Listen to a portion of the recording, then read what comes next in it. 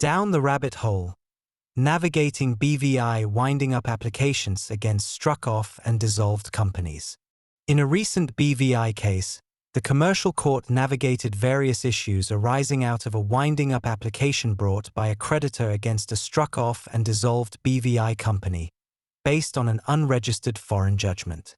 The BVI Business Companies Act, Revised Edition 2020, BCA, expressly provides that where a company has been struck off and dissolved, a creditor may make a claim against the company and pursue the claim through to judgment or execution. Whilst the court was comfortable that the BCA enabled, for example, a monetary claim to be commenced and pursued by a creditor against a struck-off and dissolved company, it was concerned that winding-up proceedings, commenced by way of originating application, were not a claim within the meaning of the BCA. To address the court's concerns, Harneys took a deep dive into various legislation.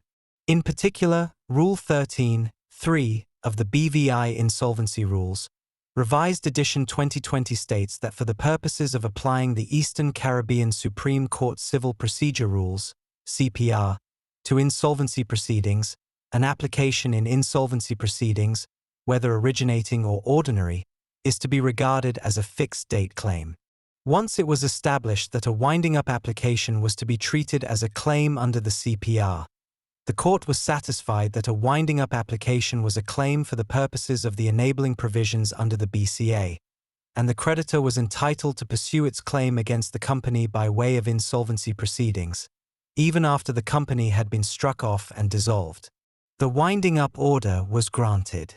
In our earlier blog on the same case, the court briefly addressed the English Court of Appeal's decision in Drell. It is yet to be seen how Drell may be applied by the BVI court in cases with similar facts.